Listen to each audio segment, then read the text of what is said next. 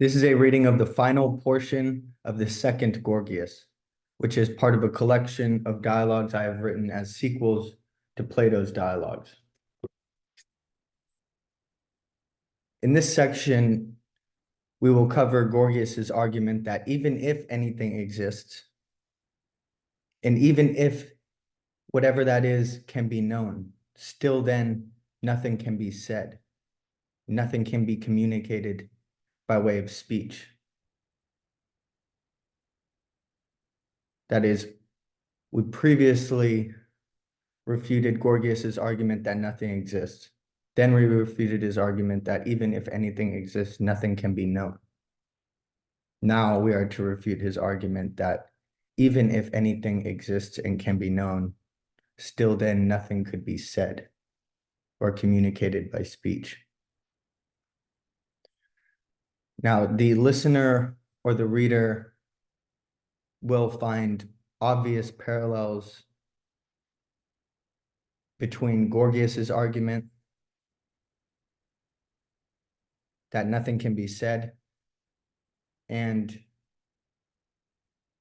the sort of climate of contemporary philosophy, since the language turn in philosophy, of especially postmodernists who argue that language is relative and that there is no objective meaning, that there cannot be.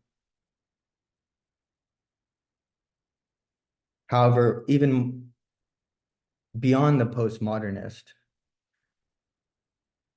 I think parallels can be seen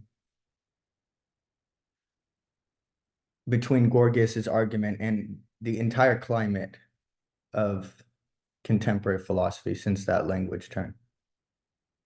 As I think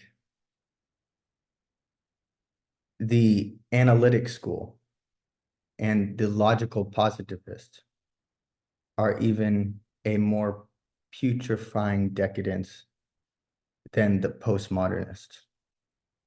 For they are the ones that introduce the distinction between value judgments and statements of fact, whereby value judgments are said not to have an objective referent, that value judgments don't refer to anything objectively out there in the world, but only statements of fact. The only statements that can have meaning for logical positivists are those which can be empirically verified.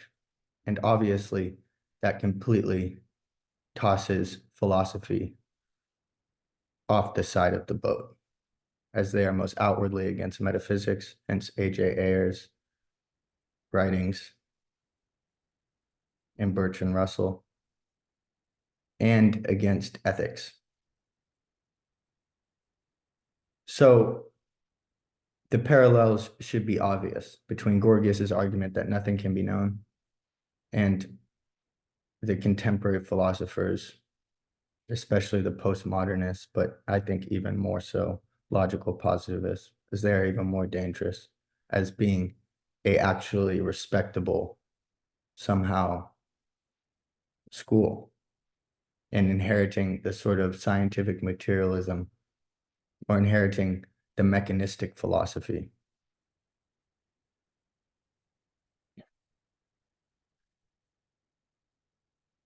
That they are more dangerous because, for one, they actually have a sense of respectability that the postmodernists don't. But they're part of the same project. But I do not directly address any of that in the dialogue. For Gorgias makes those arguments from a slightly different angle. And in the sort of heroic language of pre-Socratic philosophy, which is important for there even to be contending sides in dialectic. For Gorgias, at least comes out and says in wholesale terms, he makes a wholesale statement that nothing can be known, period. After making wholesale statements that nothing exists, nothing can be known, nothing can be said. Whereas the postmodernists and the logical positivists and all of them are more so obscurantists than relativists. I don't know if that's to mask their relativism or to make their position something that can't be refuted for being hardly able to be identified. But they're more so complexifying things and confusing and using that against objectivity and absolutism and essentialism than a wholesale statement that everything is relative, period, or that nothing can be said, or that there's no meaning. That is very difficult to find in their writings, anything like that, although they're obviously relativists. And that is what makes dialectic even feasible, having contending sides that have wholesale claims, which is why Greek philosophy is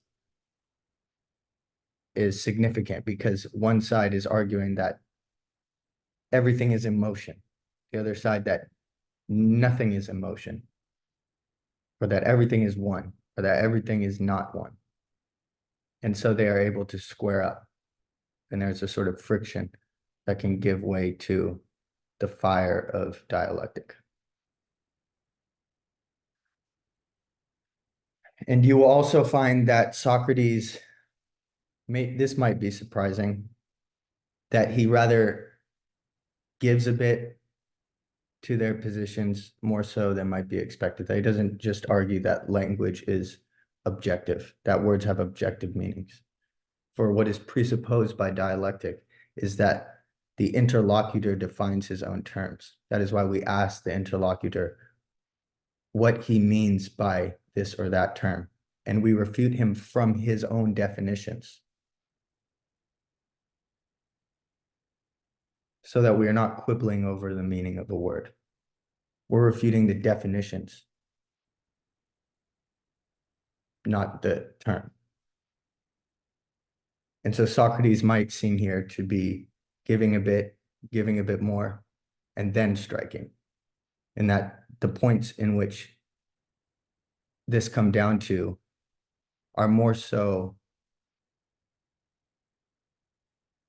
metaphysical relativism rather than the word. A word can mean one thing to one person or one thing to someone else, or Socrates is rather willing to admit that a word might mean something.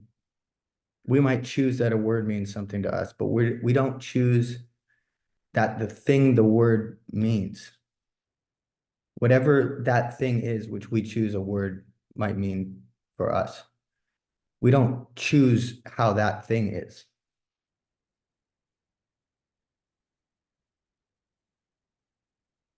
Or those things which words mean, which we might decide words mean for us, the things themselves, are not as they appear to us and are not relative to us, and we might be wrong about them. There were a variety of arguments in this section that I had to discard for the sake of making a concise dialogue and reducing things to simplicity. And I don't want to distract from what is provided in the dialogue in this sort of an introduction.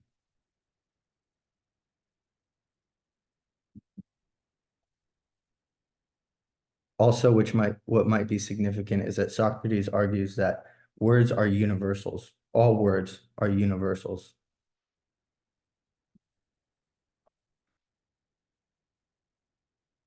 Except for proper names, but we're not concerned with those. Those aren't even words to us. That words are universals, that every word is a universal. That a book, a sentence, a table, motion, circular, rectilinear, direct, indirect, horse, animal, swift, slow, hot, and cold. That all the words are universals. And so if what we know are universals, if knowledge is of universals and words are also universals, then there is not going to be any difficulty with voicing what we know or with communicating what we know.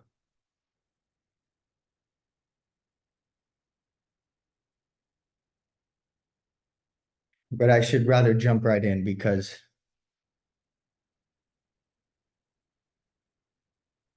although there is much to say about that, I think the dialogue is sufficient.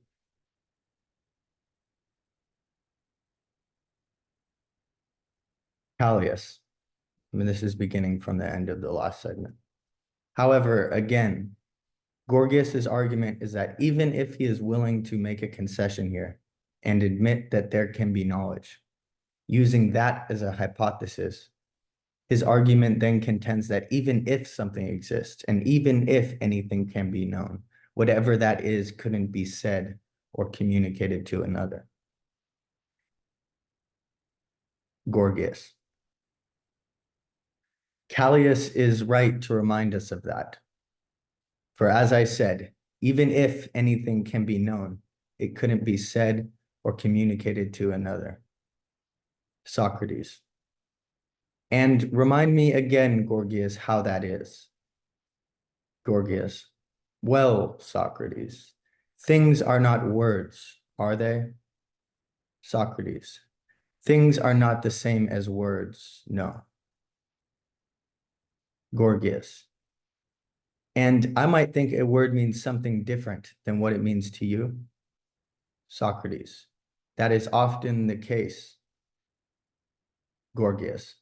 The same word may then really mean one thing to me and something else to you. Socrates. It may. Gorgias. And when speaking with the word, I would be speaking about something different than what you would be speaking about if you were to speak with the same word. Socrates. You would. Gorgias. For I would mean something different than what you mean by the same word. Socrates. And that indeed happens. Gorgias. Words then do not inherently mean one thing rather than another, but may be used to mean whatever we should so decide they mean. Socrates. Let that be so. Gorgias. Should not also the same thing appear dissimilar to people that are not entirely similar? Socrates. It should appear so, yes. That is, if you mean that the same thing might appear small to someone from a great distance and large to someone that is near to it, or that the same wine might appear sweet to somebody that is in health and bitter to someone that is diseased. If that is what you mean, then yes, the same thing should appear dissimilar to people that are not entirely similar. Gorgias. If the same thing should appear dissimilar to people that are not entirely, if the same thing should appear dissimilar to people that are not entirely similar, and the same word can mean different things to different people, the hearer couldn't have in his mind the same thing as the speaker, could he? Socrates. He could, so long as the same word can also mean the same thing to different people. So far, I have only agreed that sometimes the same word means different things to different people, but not that the same word always means different things to different people, nor that the same word never means the same thing to different people. Gorgias. Yet if things appear dissimilar to people that are not entirely similar, the things words mean to them will also be dissimilar. Socrates. There will in that case obviously be a disagreement between them. Let us, however, examine the matter more closely. If the same thing appears dissimilar to people that are not altogether similar, their descriptions of the same thing, what appears differently to them, will necessarily differ, won't they? Gorgias. Their descriptions of it would have to differ. Socrates. Would they then, however, when their descriptions of the same thing differ, agree nonetheless that they are talking about the same thing and use the same name for whatever appears differently to them? Perhaps an example is required. If the same storm appears destructive to a sailor and nurturing to someone else who is a farmer, and so is described differently by them, would they not still mean the same thing by the word storm? And would not their disagreeing about what appears differently to them demand their talking about the same thing while describing it differently, as well as demanding their using the same name for what they disagree about? For they would fail even to disagree if they didn't disagree about the same thing and didn't use the same word to mean the same thing of which their descriptions differ. Gorgias.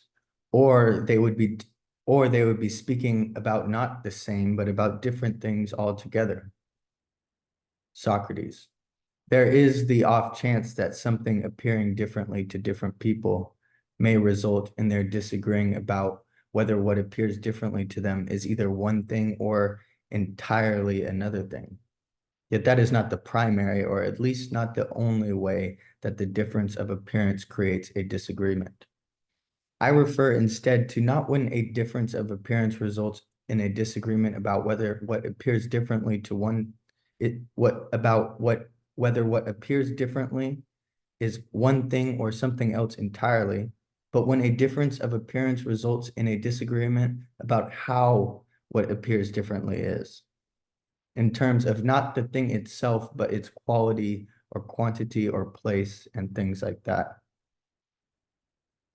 When something's appearing differently to different people results in their describing it differently and disagreeing about how it is, the word they use to mean whatever appears differently to them will mean the same thing to both of them, which then from there is described differently by each of them. The disagreement rests in their different descriptions of something which appears differently to them, but not in their disagreeing about the subject of what they describe differently, nor about the word they use to mean the subject of their differing descriptions. Gorgias. Are you not, Socrates, raising trivial distinctions? Socrates. I do not think so, but perhaps my lack of brevity might grant that impression. Consider, according to what was said, something's appearing differently to different people does not mean that it appears to be different things to different people, does it? Gorgias. Not according to what you were saying. Socrates. But only that what appears differently to them appears to have different qualities, and so would be described differently by each of them. Not that what appears differently should appear to be altogether different things to each of them. Gorgias. That is the distinction that was made. Socrates. Then if they use the same word to mean what appears differently to them, if they use the same word to mean what appears differently to them, but what appears differently to them does not appear to be altogether different things to them, neither will the same word mean different things to each of them. Again, then if they use the same word to mean what appears differently to them, but what appears differently to them does not appear to be altogether different things to them, neither will the same word mean different things to each of them. Gorgias. That seems to follow. Socrates. But if the same word can mean the same thing to different people, even when they mean by the word something which appears differently to them, the hearer can also have in his mind the same thing as the speaker. That is, as when a storm appears destructive to one person and nurturing to someone else, what appears differently to them, the storm, does not appear to be entirely different things to each of them, but appears to be qualified differently, and so will then be described by them differently. And so the same word, storm, will mean the same thing to each of them, and the subject of their differing descriptions will be the same thing. So also the hearer will have in his mind the same thing as the speaker, even when it appears differently to each of them and when their descriptions of it differ. Gorgias. But perhaps I should not acknowledge the previous distinction between something appearing as entirely different things to different people and something appearing to be qualified differently, but appearing to be the same thing nonetheless.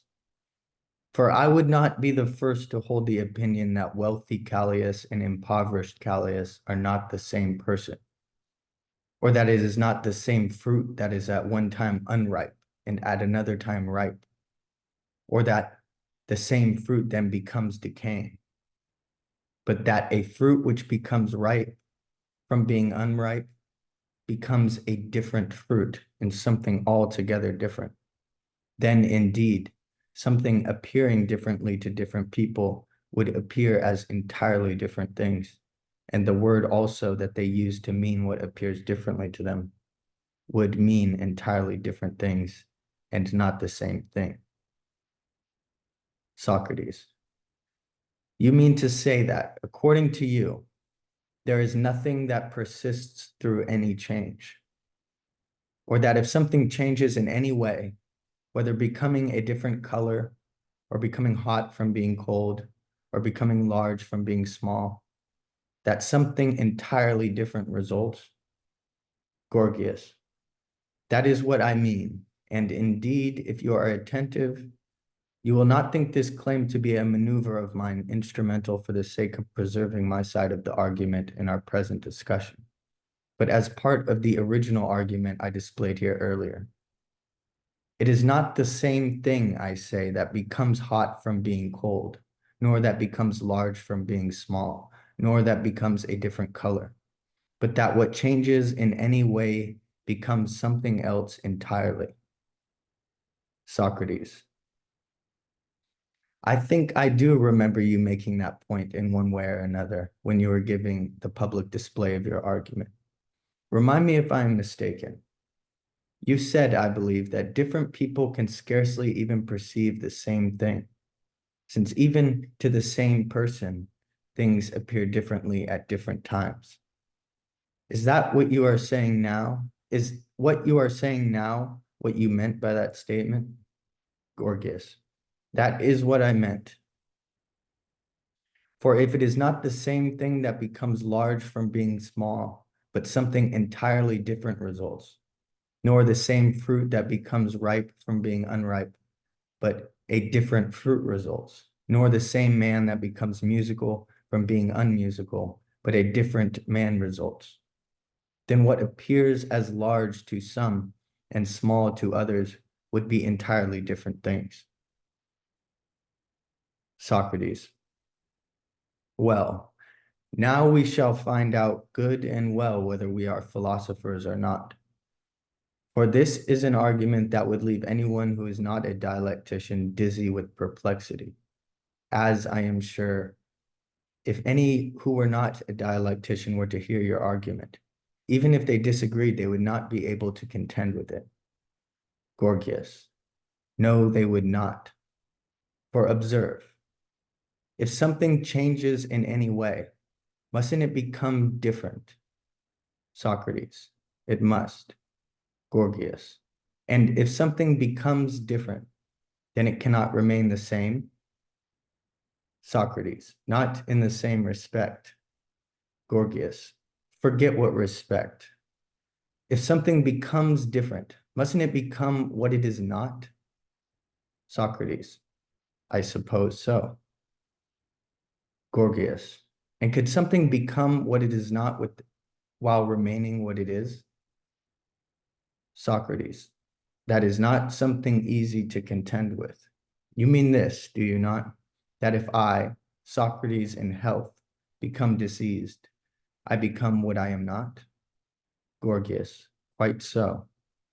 Socrates. Or if I become musical from being unmusical, I become what I am not. Gorgias. And what results is not the same person. For if you become what you are not, then what you are cannot remain. Socrates. Dear me. Now, if you were to set these questions to one of the budding youths that were present earlier, they would likely be stunned with perplexity, feeling perhaps as though they had drank an unmixed draught. They would undoubtedly be unable to contend with the claim that what changes and becomes different becomes what it is not, nor would they be able to contend with the claim that what becomes what it is not ceases to be what it is. At best, they would be utterly confused. Gorgias, utterly confused, and I suppose unable to answer, let alone content. Socrates, or even enraged. I have seen the same argument have the effect of utter confusion and bewilderment on Ctesippus and Cleinias, when put forth less skillfully, however, than as you have just made, by the sophist brothers Euthydemus and Dionysiodorus. Ctesippus, becoming angered and enraged, let out the curse that a plague might befall Dionysiodorus in response to being told that he wished for Cleinias, his favorite, to perish. Since, as Dionysiodorus and Euthydemus had argued, if Ctesippus and I wanted Cleinias to become wise, but he was not wise, then we wanted him to be what he is not, and no longer be what he is, and so then wanted him to perish. Gorgias. I can imagine the argument having that effect. Socrates. Which is why I said that this is one of those arguments that really test whether one is a philosopher or not. And yet, as difficult as the argument is to refute, it is exceedingly daring, and I should say almost risky to put forth. Gorgias. Why do you say that? Socrates. Aside from that Ctesippus or some other might curse you with a plague, those to whom you put forth the argument might be wont to think that you are jesting with them and are not in earnest. There is something daring in another way about making an argument that goes against what is perceived by the senses, like those of Zeno of Elea, that disprove the possibility of motion, or that goes against commonly accepted beliefs and conventions. But the present argument is daring also in this other sense. Many of the arguments put forth by Euthydemus and Dionysiodorus to Cleinias and Ctesippus, they had the effect of appearing as being made in jest, as if the brother sophists were attempting to display their wisdom by making fools of and fooling with the boys, as if, that is, someone's wisdom were to be displayed by their making a fool of others with arguments that the questioner doesn't even believe, or the answerer and onlookers marvel at merely as devices of humiliation and jest. And that sort of argument, although different, appears somehow akin to your equally bold and daring attempt, of rhetoricians like yourself, to, quote, make the weaker argument appear stronger, or to make a defense for a seemingly impossible position in order to display talent in argumentation. Gorgias. My intention is not to fool with you, Socrates, or to make the argument in jest. Socrates. I can tell that you are not trying to fool with me, and that you, if not convinced yourself by the argument, find it to be something that cannot be refuted. And anyone who takes arguments such as these seriously must be convinced by an argument that he thinks cannot be refuted. Gorgias. I don't think the argument can be refuted. Socrates. You would dare to say, would you, that an unpolished sword that becomes polished becomes a different sword? Gorgias. I would. Socrates. There is something, is there not, which makes a sword a sword? I mean to ask if there is something without which a sword would cease to be a sword, and with which a sword is a sword. Gorgias, there is. Socrates, and that that is what it is to be a sword, or in other words, what the essence or nature of a sword is. Gorgias, and just that. Socrates, but would a sword cease to be a sword upon being polished? Or perhaps you mean this, that a sword ceases to be a sword when it becomes unpolished. Gorgias, it would not cease to be a sword, but it would cease to be the same sword. Socrates, but can something become something else without ceasing to be what it is? Gorgias, it cannot. Socrates, and could a sword cease to be what it is without losing that with which a sword is a sword, and without which it would cease to be a sword? Gorgias, it could not. Socrates, but is being polished or unpolished what makes a sword a sword? Gorgias, perhaps. Socrates, but if being polished is what makes a sword, and without which a sword would cease to be a sword, then an unpolished sword would not even be a sword, and would not, as you say, be a different sword. Gorgias, fair enough. Socrates, then being polished or unpolished is not part of what makes a sword, and without which a sword would cease to be a sword. Gorgias, no. Socrates, then a sword wouldn't cease to be what it is by being polished or unpolished. Gorgias, it would not. Socrates, but we said that something can't become something else without ceasing to be what it is. Gorgias, we said that. Socrates, then by being polished or unpolished, a sword wouldn't become another sword. Gorgias, no. Socrates, but an unpolished sword that becomes polished would be the same sword. Gorgias, according to the argument. Socrates, and according to what you were saying, a tunic that becomes dyed a different color becomes a different tunic? Gorgias, yes. Socrates, and something can't become something else without ceasing to be what it is? Gorgias, it cannot.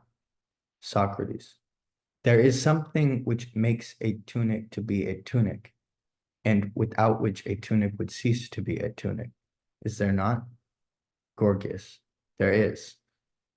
Socrates, and is being one color or another that by which a tunic is a tunic, and without which it would cease to be a tunic? Gorgias, should that be denied? Socrates, if it is not denied, then all other tunics that are of a different color would not be tunics at all. Gorgias, that seems troublesome. Socrates, then being of one color or another cannot be that by which a tunic is a tunic, and without which a tunic ceases to be a tunic. Gorgias, right. Socrates, and a tunic won't cease to be a tunic when dyed a different color, will it? Gorgias, no. Socrates, but something can't become something else without ceasing to be what it is. Gorgias, it cannot. Socrates, then neither will a tunic become a different tunic when it is dyed, if something can't become something else without ceasing to be what it is, and if a tunic will not cease to be a tunic upon being dyed a different color, will it? Gorgias, apparently not. Socrates, a further example might offer greater clarity. According to what you were saying, a cup that is filled with wine becomes a different cup, right? Gorgias, a different cup. Socrates, but something could not become something else without ceasing to be what it is? Gorgias, no. Socrates, and there is something, is there not, by which a cup is a cup, or which makes a cup to be a cup, without which a cup would cease to be a cup? Gorgias, there is. Socrates, and could being full or empty be that by which a cup is a cup, and without which a cup would cease to be a cup? Consider, if being full is part of what makes a cup, and without which a cup would cease to be a cup, then cups that are empty would not be different cups, but would not even be cups at all. And if being empty is part of what makes a cup, by which a cup is a cup, and without which a cup would cease to be a cup, then we couldn't say that a full cup is a different cup, but a full cup wouldn't even be a cup, as it would lack that which makes a cup, and without which a cup ceases to be a cup. Gorgias, then that must be denied.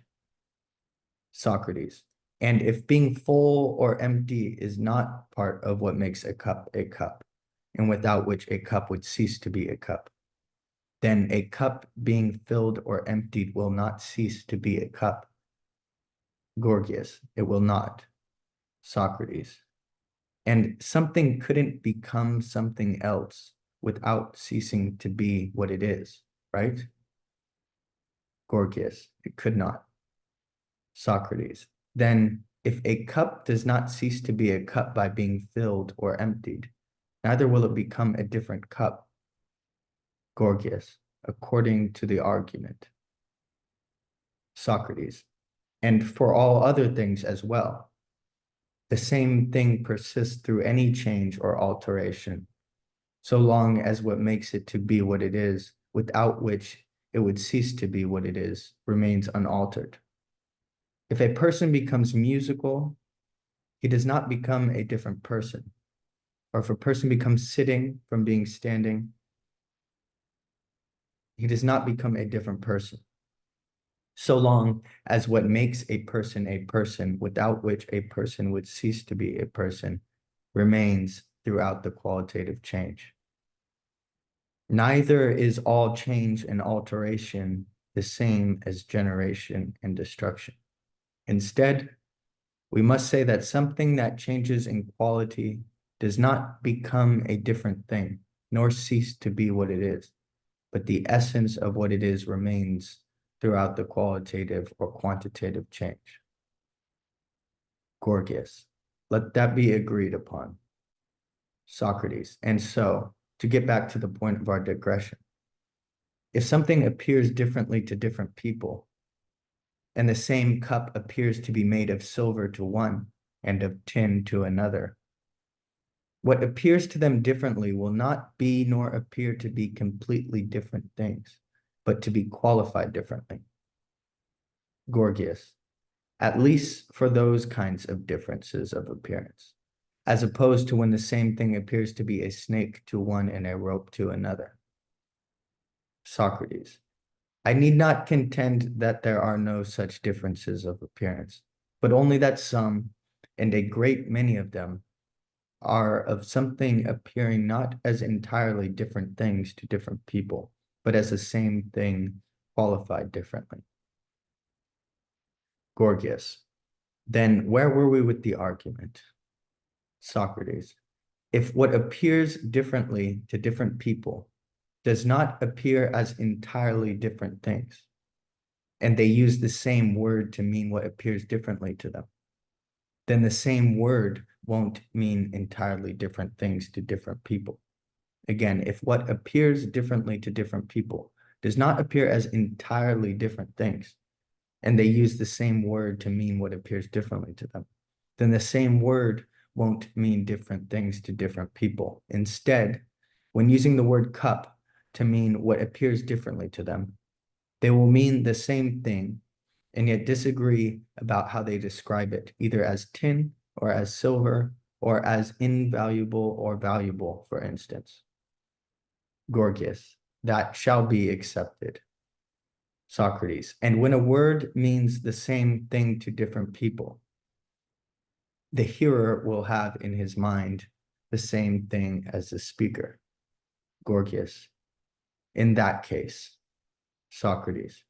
And if things appearing differently to different people, Gorgias, does not demand that the word they use to mean what appears differently to them will mean entirely different things to each of them, what will?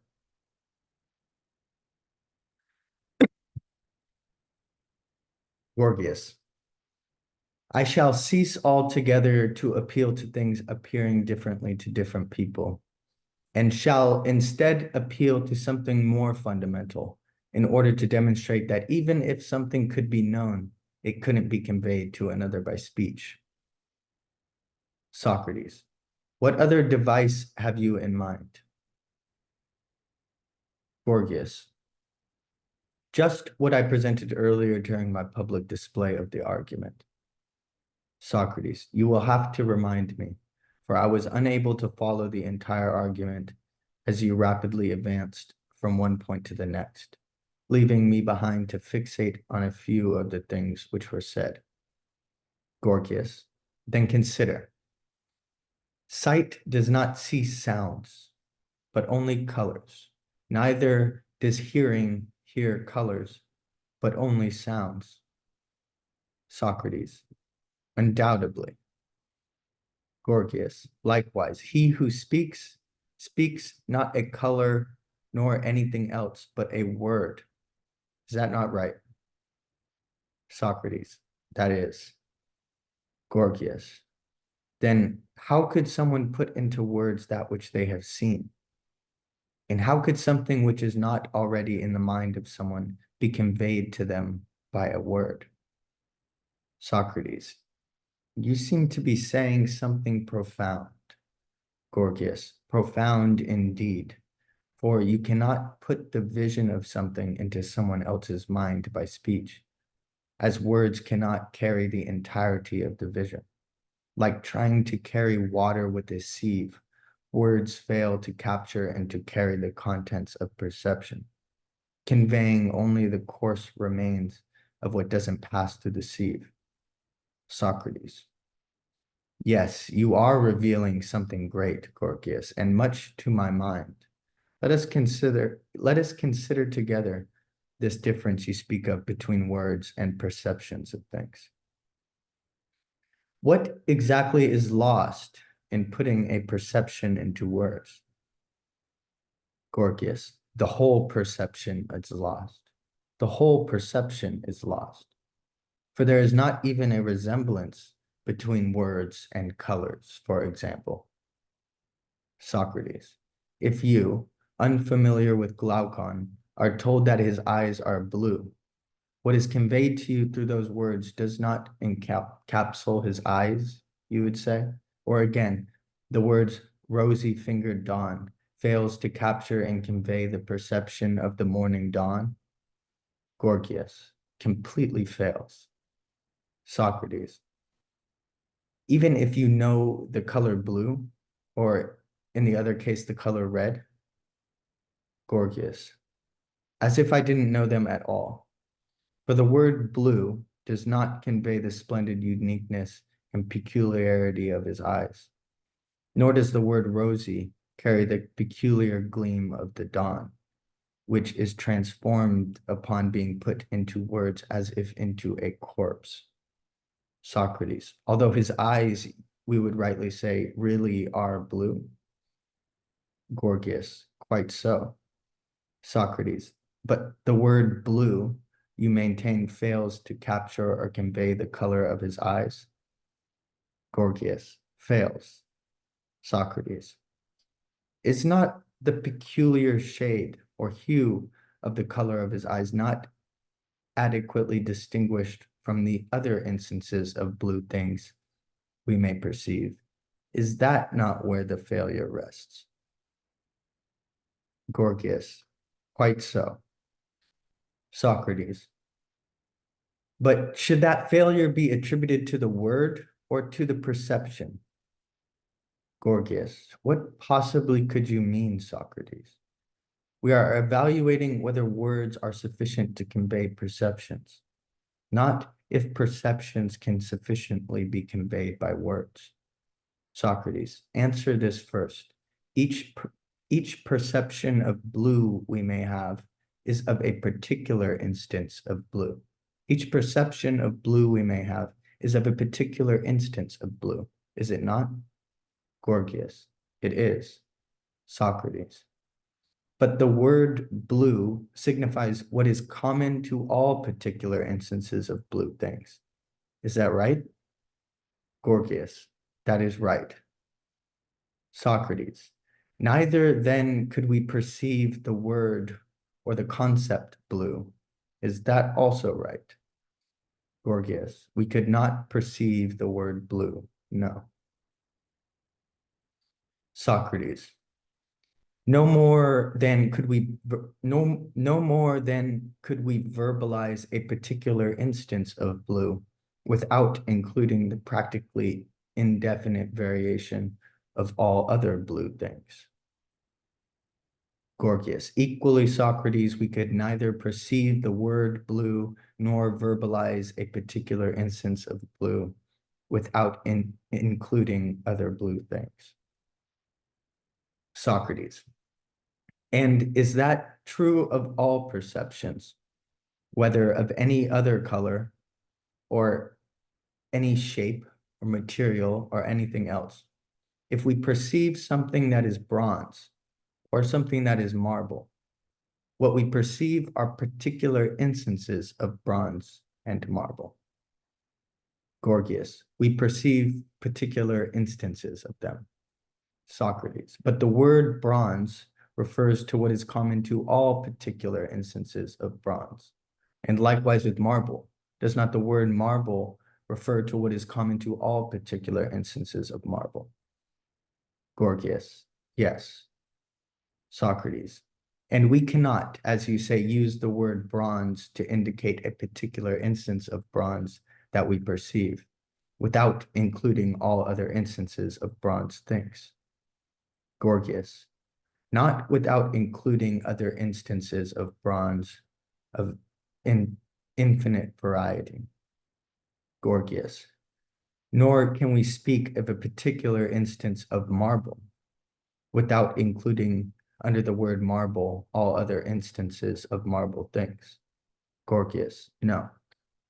Socrates, and neither, as I suggest, can we perceive the word bronze, nor the word marble, nor the concept in either case.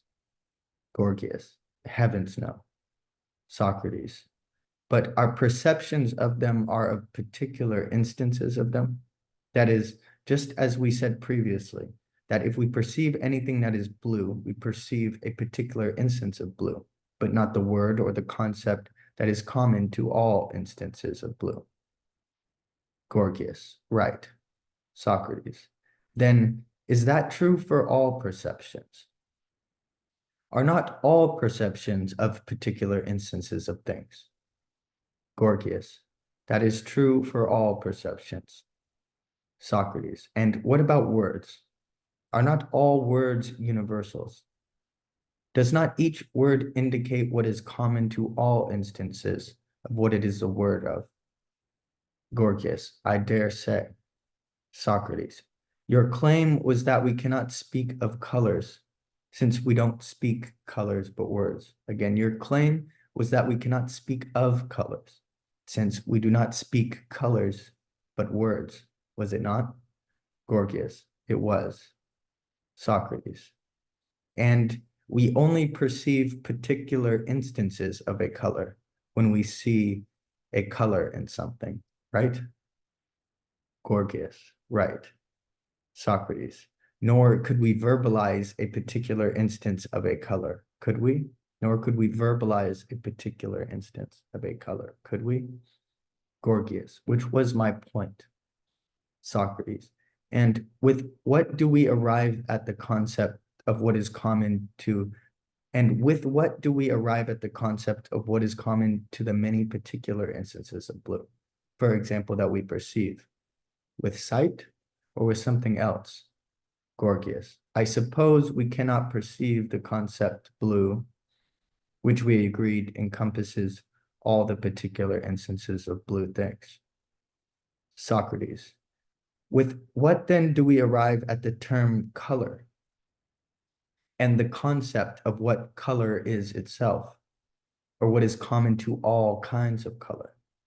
For sight only perceives particular instances of blue and the other colors, but we arrive at the concept of color in general, and we do not see color in general, nor blue in general, but only particular instances of blue and the other colors. Gorgias, not with sight. Socrates, then how do we arrive at the concept or word color and blue if perception and sight is not of blue in general? Gorgias, I suppose through thought rather than perception. Socrates, not just the concept or idea, but the very word blue, as well as all other words, are general or universal terms, right? That is to say, again, that words are of universals. And as even the word this, which is above all used to distinguish particulars, is a general term common to many. Gorgias, I follow the argument. Socrates, yet perceptions are of particulars, and we only see particular instances of blue. Blue being the term that refers to what is common to all instances of blue things we may perceive. Is that right? Gorgias, that is right. Socrates, and we cannot perceive the general terms we use to signify things, neither any color nor shape nor anything else. Gorgias, we cannot. Socrates, and we cannot speak particulars, and we cannot speak particulars. But whatever term we use to indicate something indicates what is common to all other instances of that thing or kind of thing, whether a color, shape, equality, or anything else. Gorgias, we cannot speak particulars either. Socrates, then we can be sure that if knowledge is of particulars, then perceptions and not words are that which conveys knowledge to us. But on the other hand, if knowledge is of universals, then words and not perceptions must be that with which knowledge is conveyed. Can we not? Gorgias, of that we can be sure. Socrates, does not knowing that a bronze sphere is spherical require knowing what a sphere is in general? Or could someone, not knowing what a sphere is in general, discern what a particular bronze sphere is? You hesitate to answer. If someone were not to know what bronze is in general, would they be able to discern anything about the material of a bronze sphere? Gorgias, I see the difficulty you raise. Socrates, could there be knowledge of anything that is entirely unique and individual? Gorgias, how could there not? Socrates, well, we must be able to recognize that which we know, mustn't we? Gorgias, yes. Socrates, but what could we recognize about something that appears entirely unique and individual? Gorgias, hardly anything. Socrates, but the only thing we would notice would be its difference. Gorgias, its difference. Socrates, but does this amount to knowledge of what something is, knowing that it is different from something else? If we can only tell that something, say an octahedron, is different from a cube, do we know what an octahedron is? Gorgias, presumably not.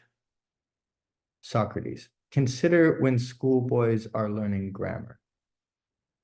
If they cannot recognize the same letter when present in any word that it is contained in, Would they be rightly said to know the letter? Gorgias. They would not. Socrates. But if they know a letter, then they must be able to recognize it in all words that contain it. Gorgias. Quite so. Socrates. Only then would they know the letter, when they can recognize it in all words that contain it. Gorgias. Only then. But I would rather you not appeal to examples about words, as a comparison with words is the point in question. Socrates. Well, surely you will admit that there is such a knowledge as possessed by the medical physician. Gorgias. Of course. Socrates. Of what would you say is his knowledge concerned? Gorgias. With health and disease. Socrates. With health and disease in general, or with some particular instance of them?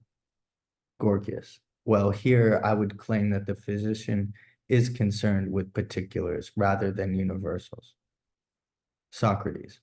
If someone really is a physician and has the medical art, they must be able to recognize and treat ophthalmia and fever and other diseases and restore the body to health.